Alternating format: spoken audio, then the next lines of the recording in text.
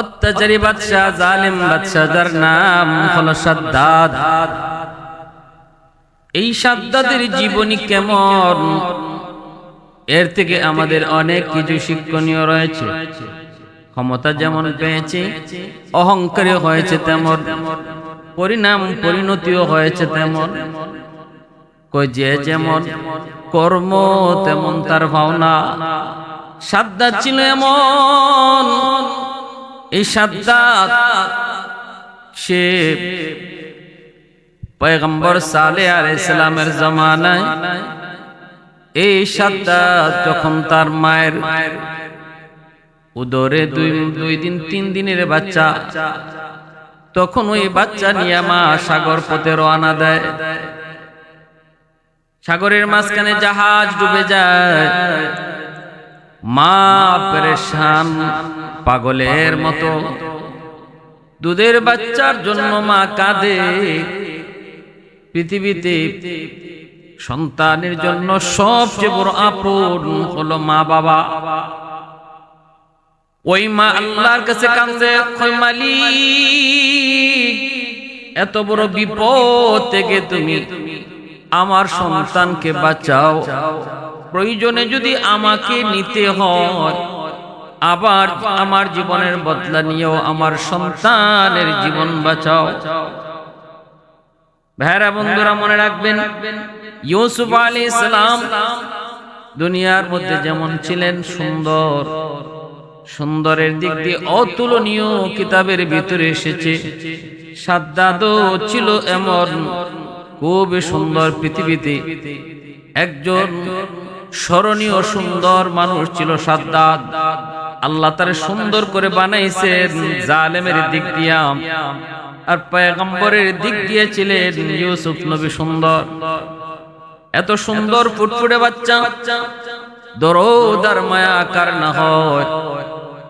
সাগরে ডুবে গেল জাহাজ, ভাঙ্গা চূড়া একটা কাঠের উপর মা দুধের বাচ্চা নিয়া প্রাণে বাঁচার লড়াই করতেছে। আল্লাহর কাছে কান্দে, মালিক আমার জীবন নিয়ে হলো সন্তানকে বাঁচাও। এমনটাই তো পৃথিবীতে হয়। বহু মা বহু বাবা আমি নিজের চোখে এমন দেখেছি, অসুস্থ সন্তান নিয়ে হাসপাতালে মায় কান্দে আর কয়, মালিক আমার জীবন নিয়ে হলো আমার সন্তানের জীবন তুমি বাঁচাও। এমন বহু বাবা বহু মা আমাদের কাছেও বলেছে, হুজুর সন্তানের জীবন ভিক্ষা চাই, আমার সন্তানের জীবন ভিক্ষা চাই, জীবন ভিক্ষা চাই মালিকের দরবারে।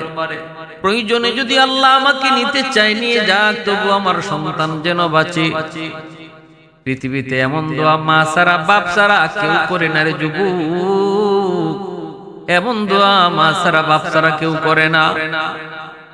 ভাইরা বন্ধুরা, এজন্যই শাদ্দাদের মা আল্লাহর কাছে যখন এইভাবে বিপদের মুহূর্তে কান্দে, রব্বুল আলামিন মালাকুল মউত আজরাইলকে আদেশ করলেন, আজরাইল কই আছো?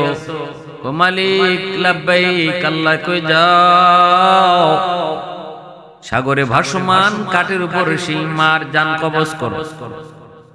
মালাকুল মউত আজরাইল দ্রুত বেগে আসলেন, এসে দেখেন মা দুধের বাচ্চাটারে সাগরের কাঠের উপরে ভাসমান, কাঁপতেছে ভয়ে, জীবন বাঁচার লড়াই। এই অবস্থায় বাচ্চাটারে মায়ের দুধ খাওয়ায়।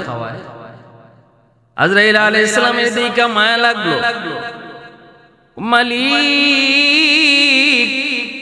এই দুধের বাচ্চার মা, যেই বাচ্চাটার সাগরের মাঝখানে আর কোনো সহায় নাই, সম্বল নাই, কাঠের উপরে মার কুলে বসে আছে। এই জমিনে এই বিপদে একমাত্র সম্বল এই দুধের বাচ্চাটার, তার মার কুল। এই মাকে বুঝি আমি জান কবজ করবো। আল্লাহ বলছে, হ। মালাকুল মউত আজরাইল কয়, মালিক দুধ খাওয়াটা কি শেষ হবে নাকি এখনই? আল্লাহ কয়, কোনো টাইম নেই, এখনই জান কবজ করো। দুধ খাওয়া শেষ করতে পারেন না, পারে নাই সাদ্দাত, আল্লাহর হুকুমে মার জান কবজ হয়ে গেল। লাশটা সাগরে পড়ে গেল, কাঠের উপরে ভাসতেছে। যেই মাত্র মার জান কবজ হয়, সাথে সাথে সমুদ্রে ঝড় তুফান বন্ধ হয়ে গেল, সাগর শান্ত হয়ে যায়। কাঠের উপরে ভাসতে ভাসতে সেই কাঠ জঙ্গলের কিনারায় এসে লাগে। এই জঙ্গলেই বাস করত এক বাঘ আর বাঘিনী। দুধের বাচ্চা কান্না করে। ওই বাঘ আর বাঘিনী তারা সাগরের কিনারায় আসে। বাঘিনীর কলিজার মধ্যে আল্লাহ পাক দরদ ঢুকায় দেয়, আল্লাহ পাক মায়া ঢুকায় দেয়। বাঘিনী বাচ্চাটারে পারে উঠে, এই বাঘিনী বাচ্চাটারে পালতেছে। জঙ্গল থেকে আনারের রস, বিভিন্ন ফলের রস। কোন কোন রাওয়ায়াতে এসেছে ওই বাঘিনী তার নিজের দুধ খাওয়াইছে। আল্লাহ তার কুদরতে বাঁচাইছেন। শুধু বাঁচাইছেন তা নয়, আল্লাহ পাক সাদ্দাতকে তার কুদরতে জঙ্গলের বাঘিনীর দুধ খাওয়ায়া, জঙ্গলের এরকম ফলমূলের রস খাওয়ায়া আল্লাহ পাক তারে বাঁচাইছেন। কি পরিমাণ আল্লাহ পাকের নিয়ামত! কয়েকদিনের ভিতরেই এই পাশ দিয়ে একজন জেলে যায়। জেলের নজরে পড়লো এই শিশু বাচ্চাটি। বাচ্চাটা দেখে তো জেলের বড় মায়া লাগলো। জেলে বাচ্চাটারে কোলে উঠায় নিল। ঘটনা কি? কোন মার সন্তান, কোন মার বুক খালি করে এখানে আসলো রে? আরে এত সুন্দর, এত সুন্দর জঙ্গলে, এখানে তো একটা বাঘ আর বাঘিনী থাকে, বাচ্চাটারে কখন জানি আবার খেয়ে ফেলে। এই মনে করে বাচ্চাটার প্রতি দরদ আর মায়া জাগলো। জেলে তার কোলে উঠাইয়া তার গোত্রে নিয়ে আসলো। গোত্রের প্রধান তার কাছে এনে বাচ্চাটাকে সাপোর্ট করলো। যা বলতেছে, ঝাপনা, সাগরের পারে আমি এই বাচ্চাটাকে পেয়েছি। বাচ্চাটার চেহারা দেখলে কার না মায়া লাগবে? মায়া লাগারই তো কথা, মায়া তো লাগবে। গোত্র প্রধান কয়, একটু তালাশ করে দেখো কোন মা পাগলের মতো জানি খুঁজতেছে। লোকটাই কয়, ঝাপনা, কেউ নাই, কেউ নাই। মনে হয় সাগরের ভিতরে কোনো জাহাজ ডুবে সব মারা গিয়েছে। এই বাচ্চাটার মা বাবা হয়তো জাহাজেই ছিল। আল্লাহ তার কুদরতে তারে বাঁচাইছেন। অতএব না তালাশের প্রয়োজন নাই। বলেন এই বাচ্চারা এখন কি করা? গোত্র প্রদান কয়, তাহলে মনে হয় আল্লাহ আমার জন্য রহমত বানিয়ে পাঠাইছে রে, কারণ আমার তো কোনো সন্তান নাই। এই বাচ্চাটার আমি সন্তান হিসাবে পালবো। গোত্র প্রধান সাদ্দাতকে বড় মায়া করলো, নিজের সন্তান হিসাবে পালতেছে। গোত্রের সবগুলি মানুষ সবাই সাদ্দাতকে বড় মায়া করে আদর করে।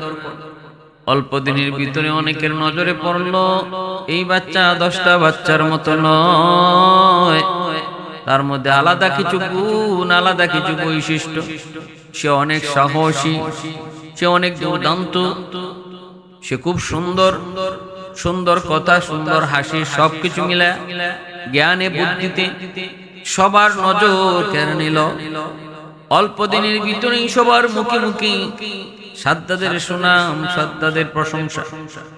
ছোট বাচ্চা, ছোট সাদ্দাত ছোট থেকে আস্তে আস্তে বড় হয়, বন্ধুদের সাথে খেলায় মগ্ন। হঠাৎ করে দেখতে পেল বিশাল এক বাঘিনী, সৈন্য বাহিনী ঘোড়ার পিঠে সাওয়ার হয়ে জঙ্গলের ভিতরে ঢুকতেছে। এত বড় বিশাল বাহিনী দেখা সাথী সঙ্গী বন্ধুরা সবাই অবাক, সবাই ভয়ে সবাই অস্থির। কিন্তু বালক সাদ্দাত সে ভয় পায় নাই। এত বড় বিশাল বাহিনী দেখার পরও সাদ্দাত সে তার না যায় নিজের জায়গায় দাঁড়িয়ে রইল। সাথী সঙ্গী বন্ধুরা ভয়ে তারা পালায় চলে গেল, কিন্তু সাদ্দাত, বালক সাদ্দাত সে লড়ে নাই, ভয় পায় নাই, কারণ তার দিলের ভিতরে ভয় কে জিনিস নাই। হঠাৎ করে দেখা যায় একজন সৈন্য আওয়াজ দেয়া কয়, পায়া গেছি, পায়া গেছি, যেটার জন্য আমরা পায়া গেছি। কয় কি? কয় এই যে দেখো একটা কৌটা, মনে হয় এই কৌটার ভিতরে ওই সুরমা, যেই সুরমাটা স্বপ্নে দেখেছি, এই সুরমা যদি আমাদের এই মন্ত্রীর চোখে লাগানো হয় তাহলে এই মন্ত্রীর চোখ ভালো হবে। এটা একটা গুপ্তধন, গুপ্ত একটা সম্পদ। এই সুরমাদানি হাতে নিয়ে যখন সুরমা মন্ত্রীর চোখে লাগাবে, সাথে সাথে মন্ত্রী কয় আগে একটু পরীক্ষা করে নে এই সুরমাটা কি আসলে স্বপ্নে দেখা সুরমাদানি নাকি এটার মধ্যে কোনো বিষ হতে পারে, কেউ আমাদেরকে মারার জন্য রাখতে পারে, আগে টেস্ট করে নেও। কেমনে টেস্ট করবো? ওই যে একটা বালক খাড়াই হয়েছে, ওর কত সাহস দেখো। সবাই চলে গেছে কিন্তু ও যায় না, ওরে ধরে আনো, আইনে ওর চোখে সুরমা লাগাও। যদি এটার মধ্যে বিষ থাকে তাহলে ওর চোখ জলে গলে সব শেষ হয়ে যাক, আমাদের আপত্তি নেই। আর যদি কিছু না হয় তাহলে আমরা এই সুরমাটা নিয়ে যাব। ধরে সাতটাকে নিয়ে আসলো। এ বালক এত বড় সাহস, সবাই তো চলে গেল কিন্তু তুমি গেলা না। সাদ্দাত কয় ভয় পাওয়ার কি আছে? আপনার কি বাঘ না ভাল্লুক যে আমি আপনাদেরকে ভয় পাবো? আমি ছোট মানুষ, আমি কিছু বুঝি না। আপনারা তো আমার আদরই করবেন, মায়া করবেন, কেন মারবেন? আর আমি কেনই যাব?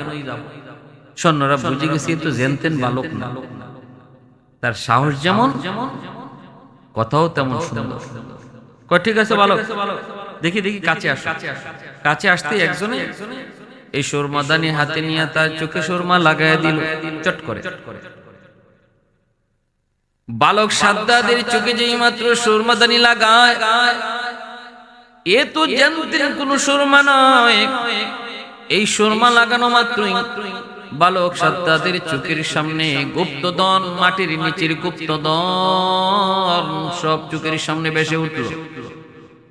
এটা এমন এক পাওয়ারফুল সুরমা, এই সুরমাদানি যে চোখে লাগায় সে অদেখা জিনিস সে দেখতে পায়, মানুষ যা দেখে না তাও তার নজরে পড়ে, চোখের মাটির নিচের জিনিসও দেখতে পায়।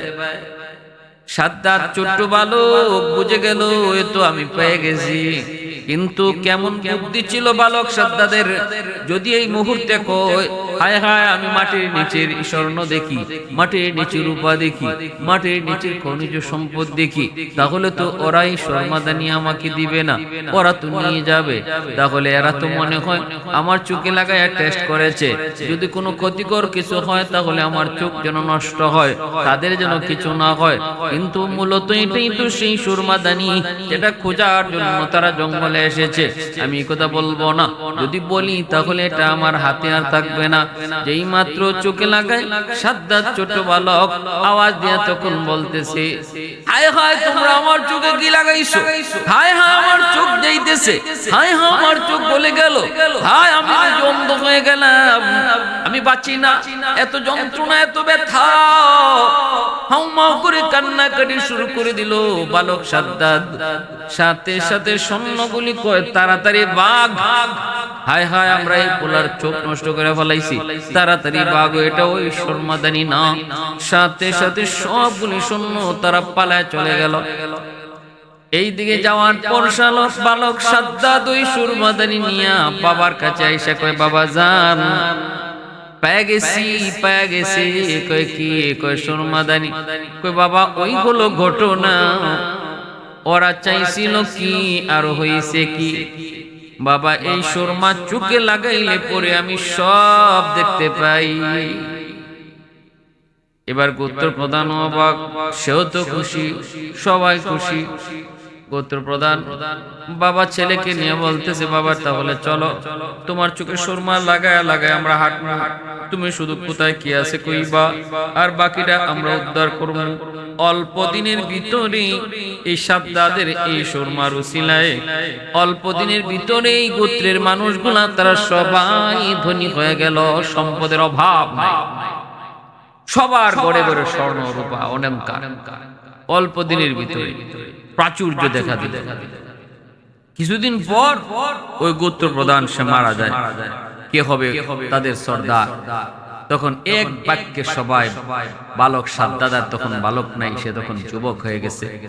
গোত্রের সবগুলি মানুষ এক বাক্যে সাদ্দাদকে তারা আবার সর্দার বানায়। এই দিকে দেখা গেল তাদের ভরপুর সম্পদ, কোনো অভাব নাই, সবার মনে আনন্দ। সাদ্দাদ ক্ষমতা পাওয়ার পর সে তার এই গোত্রকে আরো সুন্দর করে সাজাইল, দুর্ধর্ষ একটা বাহিনী তৈরি করলো, সৈন্য বাহিনী। অস্ত্রের কোনো অভাব নাই, সর্বলাইনে হার লাইনে শক্তিশালী একটা মজবুত সেনাবাহিনী গঠন করলো। এই বাহিনী গঠন করে সাদ্দাদ বাদশার সাথে যুদ্ধ ঘোষণা করলো। এই বাদশার বাহিনী পরাজিত হলো, সাদ্দাদের বাহিনী জয়ী হলো। ফলে সাদ্দাদ ওই দেশের বাদশা হলো। এবার শুরু হলো বাদশা সাদ্দাদের কাহিনী। এখন থেকে আর বালক আর যুবক সাদ্দাদ নয়, ওই মাঝি ভাই আর জেলেদের গোত্রের সর্দার সাদ্দাদ নয়, এখন থেকে সাদ্দাদ হলো বাদশা। সেও শুধু বাদশা নয়, সে বাদশা হওয়ার পরও রাজ্যের মানুষের মধ্যে এরকম ভাবে আবার মানুষের মধ্যে সচ্ছলতা ফিরে আসলো। কারণ এত সেই সাদ্দাদ, এই সাদ্দাদ সুরমা চোখে নিয়ে আসে, অদেখা সম্পদ নিয়ে আসে। জনগণ দিন দিন উন্নত হতে লাগলো, মন্ত্রী পরিষদ উন্নত হতে লাগলো, অভাব বলতে কিছু থাকলো না। যা চাইতেছে সাদ্দাদ তাই বানাইতেছে, যা করতে মন চায় তাই করতেছে।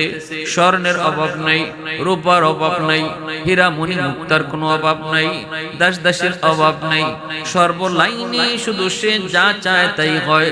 এইভাবে দিন যায় রাত যায়, এক পর্যায়ে সাদ্দাদ এতটাই অহংকারী হয়, মন্ত্রীদেরকে একদিন ডাইক দিয়া বলতেছে, এ মিয়া শোনো, আমি যা চাইতেছি তাই তো হইতেছে, আমি যা করতেছি তাই তো পারতেছি, এবার একটু কৌতো দেখি আমি কি শুধু বাদশা নাকি আমি খোদাও। মন্ত্রীরা তারা পাঁচাটা গোলাম। মন্ত্রীরা কয়, জাহাপানা আপনি তো বাদশা শুধু না, আপনি নিজে খোদাও। আপনি বাদশাকে বলছে আপনি খোদাও। এরকম কিছু বাচ্চাটা গোলাম সব রাজা বাদশার দরবারেই থাকে। জি হুজুর, জি হুজুর কইল না।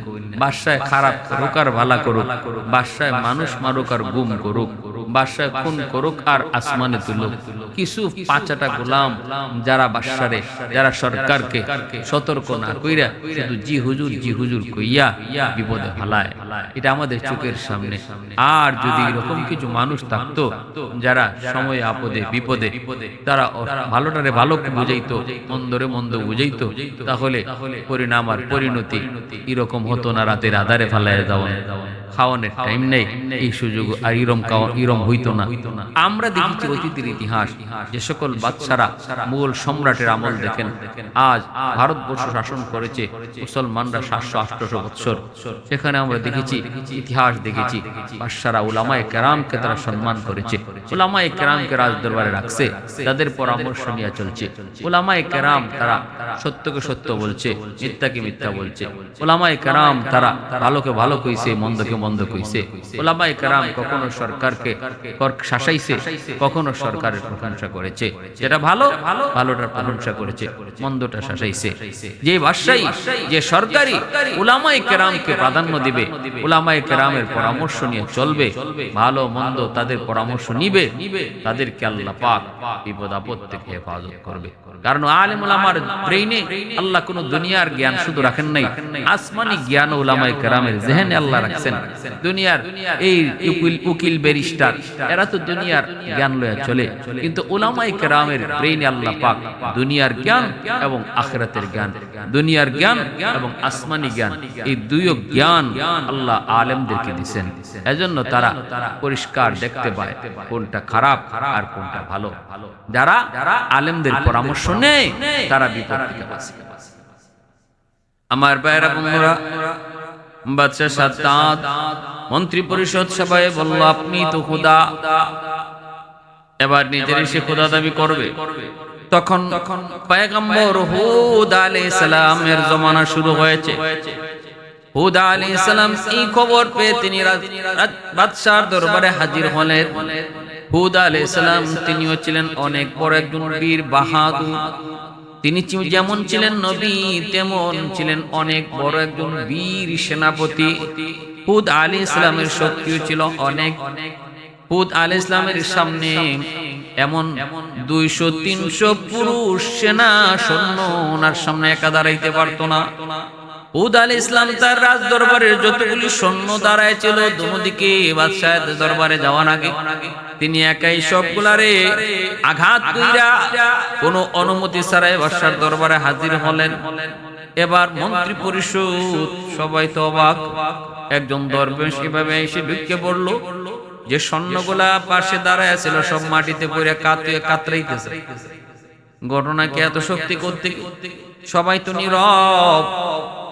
বাদশাহ মন্ত্রীরা কয়, জাহাপনা এত বড় স্পর্ধা একদম দরবেশের, আপনি অনুমতি দেন আমরা তারে শোয়াই দেই। বাদশাহ কয়, আমি যা দেখি তোমরা তা দেখো না। তোমরা মনে করতেছো সাধারণ একজন দরবেশ, কিন্তু আমি দেখতেছি তার ক্ষমতা, তার কি পরিমাণ, তার গায়ে কি পরিমাণ শক্তি, এটা আমি দেখতেছি। কারণ নবী পয়গম্বর ওলি আল্লাহগণ, আল্লাহর পেয়ারা বান্দাগণ, তাদের সাথে আল্লাহ পাকের অদৃশ্য কুদরতি হাত থাকে। আল্লাহ পাকের অদৃশ্য কুদরতি হাত থাকে। যদিও তাদেরকে দেখতে নরম মনে হয়, কিন্তু তাদের সাথে আছে এক শক্তিশালী হাত। সে হাতটা কার? আল্লাহ পাকের হাত। বাদশাহ কয়, সাবধান, সামনে আগাবি না। কি ব্যাপার একটু বলেন। নবী বলতেছেন, আমি শুনেছি আপনি নাকি নিজের খোদা দাবি করেন। সাবধান, এমনটা করবেন না। সাবধান, এমনটা করবেন না। মানুষ কোনদিন খোদা হতে পারে না। আমার খোদা, আপনার খোদা, কুল কায়নাত যিনি সৃষ্টি করেছেন তিনি একজন। আল্লাহ পাকের সামনে মোকাবেলায় যাবেন না। আমি আল্লাহর পয়গম্বর, আপনাকে সতর্ক করতে এসেছি। মন্ত্রীরা, সৈন্যরা এরা কয়, জাহাপনা অনুমতি দেন। বাদশা কয়, থাম, লড়বি না। তোরা না চিনলো আমি তারে চিনতেছি, তোরা তার শক্তি না বুঝলো আমি তার শক্তি বুঝতেছি। এবার বাদশা কয়, ঠিক আছে, আপনি আল্লাহর পয়গম্বর, ভালো কথা, কিন্তু আমি যদি নিজের খোদা দাবি করি তাহলে অসুবিধা কি?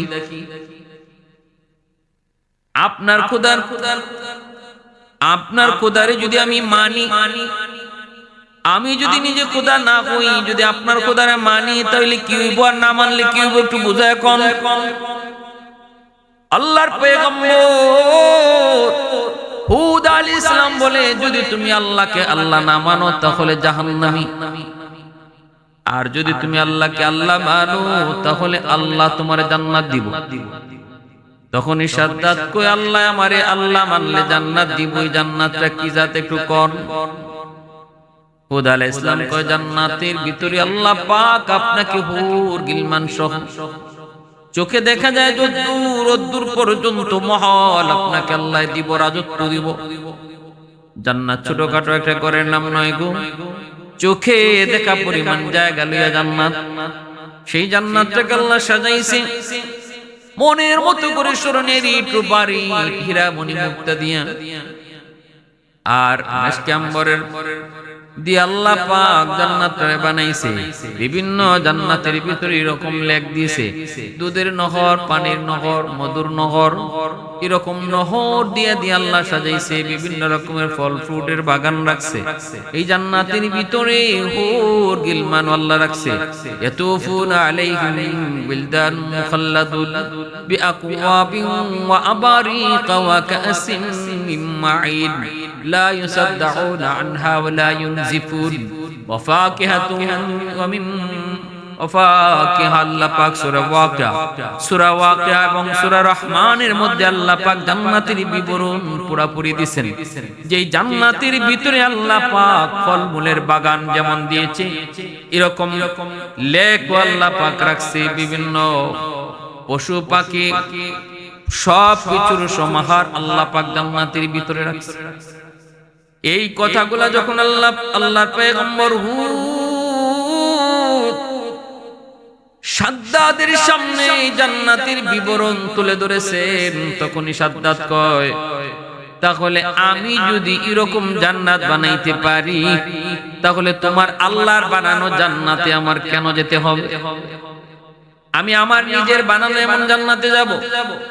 আল্লাহর কাছ থেকে জান্নাত এনে জান্নাতে যাওয়া লাগবে না? আমি কি কম পারি? দুনিয়া আমার কি নাই? কোথায় কি স্বর্ণ চাও, কদ্দুর চাও তুমি বলো, কদ্দুর রূপা চাও বলো, আমি জান্নাত বানায়া দেই, তোমরা এই জান্নাতে থাকো। এত বড় বেয়াদবি আল্লাহর পয়গম্বর হুদ আলাইহিস সালামের সাথে করলো। হুদ আলাইহিস সালাম তারা সতর্ক করে চলে আসলেন। এরপর সাদ্দাত হুকুম জারি করলো, রাজ্য জুড়ে কোথায় স্বর্ণ আছে, কোথায় রূপা আছে, সব একত্রিত করো।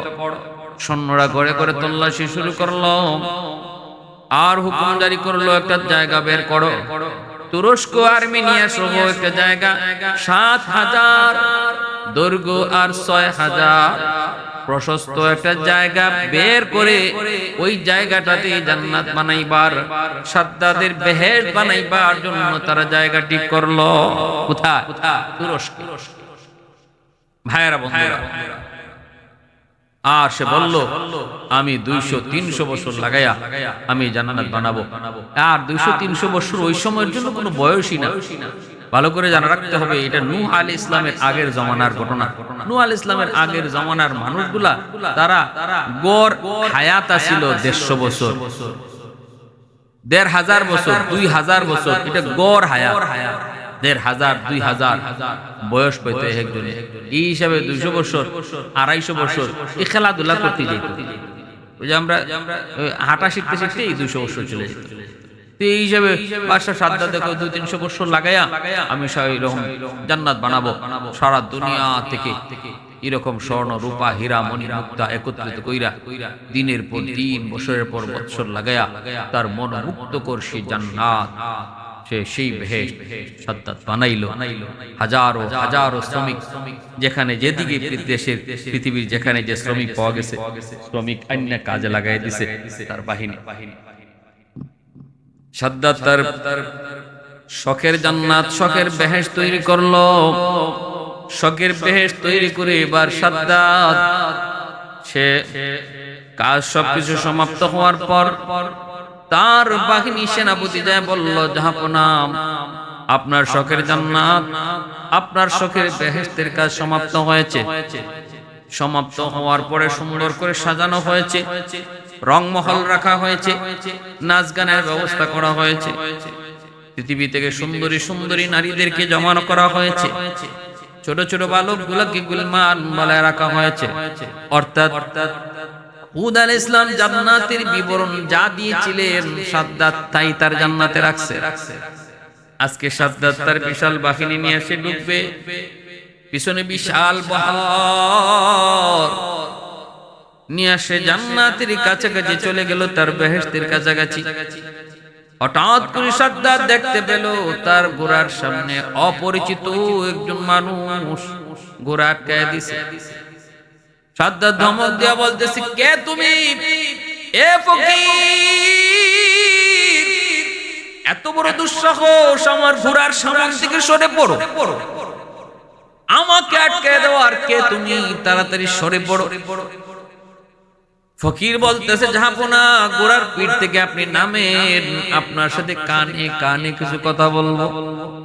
সাদ্দাত, এত বড় সাহস? সাহসের কিছু নাই, রাস্তা দিব না, আপনি নামেন। সাদ্দাত ঘোড়ার পিঠ থেকে নামলো, কানে কানে যায় বলতেছে, আমাকে আপনি চিনেন? সাদ্দাত কয়, আমারে চিনেননি। সাদ্দাত কয়, আমারে চিনেননি? মালাকুল মউত আজরাইল কয়, আমি তো তোমারে চিনি, আমারে চিনো। আপনি কেডা? মালাকুল মউত আজরাইল বলেন, আমাকে পৃথিবীতে যতজনে চিনছে কেউ দুনিয়াতে নাই। যে ওই আমারে চিনছে সে ওই জায়গা, যে ওই আমারে চিনে সে ওই বিদায় নেয়। অতএব আমারে এই জমিনে কেউ চিনে না, যতজনে চিনছে কেউ দুনিয়াতে নাই। কে আপনি? আমি মালাকুল মউত আজরাইল। সাদ্দাত অবাক হয়ে গেল, শরীর কাঁপা শুরু হয়ে গেল। আজরাইল, মস্কারি করো না, মস্কারি করো না, আমার এই মুহূর্তে জান নেওয়ার কোনো টাইম না। ওই ভাই আজরাইল একটু সুযোগ দাও, একটু সুযোগ, আমি শুধু ভিতরে ঢুকবো আর ঢুকি বের হয়ে আসবো। মালাকুল মউত আজরাইল কয় সাবধান, এক পা ভিতরে ঢুকাইছো আর এক পা ঢুকানোর সুযোগ নাই। আল্লাহর নির্দেশ এখনই তোমার জান কবজ করা। মুহূর্তের ভিতরে জান কবজটা করে মালাকুল মউত আজরাইল নিয়ে গেলেন। আল্লাহ জিজ্ঞাসিল আজরাইল কারো জান কবজ করতে কখনো কি মায়া লাগছে? কই মালিক দুইজনের জান কবজ করতে মায়া লাগছে। আমি আজরাইলের মায়া লাগে না, তবু মায়া লাগছে দুইজনের। কই কে? কই একজন হলো ওই মার জানটা কবজ করেছি যখন সাগরের মাঝখানে ছোট্ট বাচ্চারে মায়া দুধ খাওয়ায়, সেই কাঠের উপরে বাসতে বাসতে বাচ্চাটার কথা মনে করে তখন আমার মায়া লাগছিল এই বাচ্চাটার কি হবে। আর আজকে তোমার পাপিষ্ট, তোমার বড় পাপিষ্ট, তোমার বড় নাফরমান সাদ্দাদের জান কবজ করতে যায়, একটু মায়া লাগছে। আল্লাহ কয় কেন?